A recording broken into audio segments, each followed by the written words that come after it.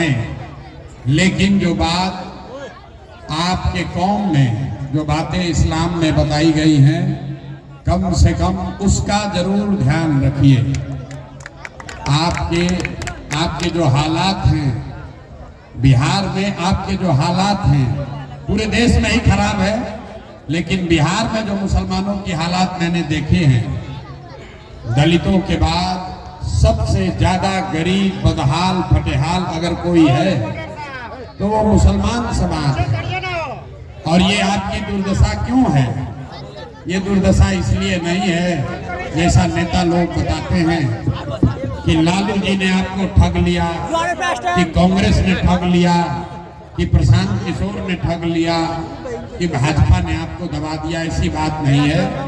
ये आपकी दुर्दशा इसलिए है कि जो बातें इस्लाम में सामाजिक, राजनीतिक जीवन के लिए बताई गई हैं, मैं हट जाओ यार, 2 मिनट में हम बात खत्म करेंगे अपनी। इस्लाम में सामाजिक, राजनीतिक जीवन के लिए जो बातें बताई गई हैं, ज्यादातर मुस्लिम साथियों ने उन बातों पर अमल करना भी छोड़ दिया।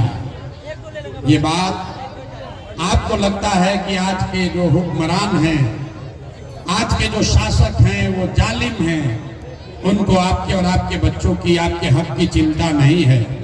तो मेरे भाई, आपके पैगंबर साहब ने ही ये बताया कि जिस कौम को अपने रहनुमाओं की समझ न हो, उसके ऊपर जालिम हुक्मरानों को मुसल्लत कर दिया जाता है। ये बात हम नहीं बता रहे, ये बात तो पैगंबर साहब ने लिखी है। तो जालिम हुक्मरान आपके ऊपर कब मुसल्लत किए जाएंगे? जब आपको अपने रहनुमाओं की समझ नहीं होगी।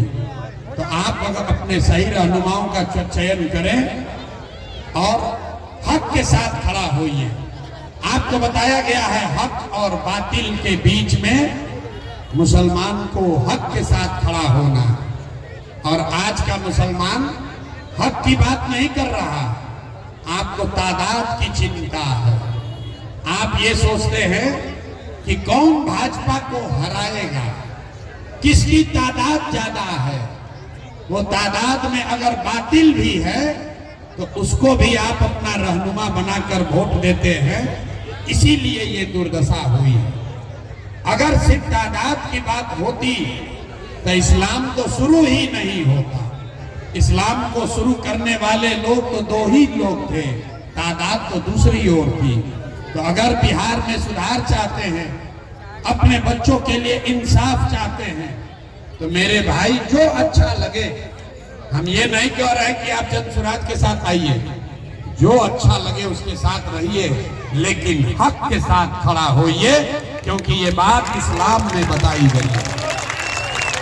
हक के साथ खड़ा होइए। जो आदमी, जब आप भाजपा को हराने के नाम पर किसी गलत व्यक्ति को, किसी बदमाश को, किसी अपराधी को वोट देकर जिताते हैं, तो मेरे भाई वो इस्लाम के बताए हुए रास्ते के खिलाफ बात है।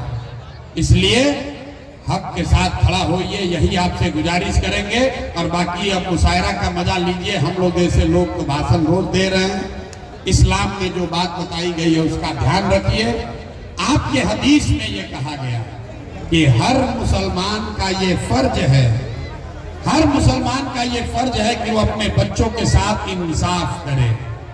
आपको हदीस में ये लिखा गया है कि हर मुसलमान को अपने बच्चों का अच्छा नाम देना है, उसकी अच्छी परवरिश करनी है। तो जब आप घर जाइए तो इस बात को सोचिए कि इसमें से कितने ऐसे मुसलमान हैं जो अपने बच्चों के साथ इंसाफ कर पा रहे हैं। आप अपने बच्चों के साथ इंसाफ नहीं कर रहे हैं। तो जन स्वराज में हम लोग एक ही बात कह रहे हैं, वोट जिसको देना है दीजिए, लेकिन एक बार जीवन में वोट अपने बच्चों के लिए दीजिए, उनके शिक्षा और रोजगार के लिए दीजिए, वरना कभी भला नहीं होने वाला, कभी भला होने वाला नहीं। और एक अंतिम गुजारिश आपसे इतना ही करेंगे मेरे भाई, लालटेन में किरासन तेल बन के जलते रहोगे, लालटेन में किरासन तेल बन के जलते रहोगे तो जलोगे आप, जलेगा आपके बच्चों का भविष्य और रोशनी कहीं और होगी। आपके घरों से अंधकार खत्म नहीं होने वाला। 30-35 साल आप लालटेन में किरासन तेल बनकर जले जा रहे हैं, आपको कोई परिवर्तन नहीं हुआ, तो कम से कम अपने बच्चों के लिए खड़ा होइए। अब जिसको अच्छा लगे उसके साथ खड़ा होइए, लेकिन सिर्फ भाजपा को हराने के नाम पर गलत व्यक्तियों का साथ मत दीजिए। जमसुराज अच्छा नहीं लगता है, बिल्कुल इसको वोट मत दीजिए, आप चिंता मत कीजिए। हम वोट नहीं मांगते, ना आपसे ना हिंदुओं से, हम वोट मांगते ही नहीं।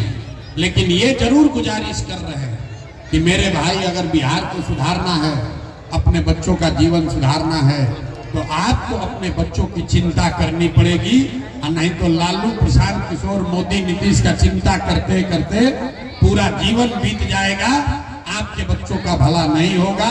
यही बात बताकर अपनी बात खत्म करेंगे। आप सबका अपने मुशायरे के बीच में मुझे बुलाकर स्वागत, जो आपने इज्जत नवाजा है, उसके लिए आपका शुक्रिया अदा कर रहे हैं, तहे दिल से धन्यवाद कर रहे हैं। कमरुद्दीन जी का झंडा बुलंद रखिए, इनको मजबूत बनाकर रखिए। बहुत बहुत धन्यवाद। इनकलाब जिंदाबाद, जमसुराज पार्टी जिंदाबाद, प्रशांत किशोर जिंदाबाद। गजरा होगा।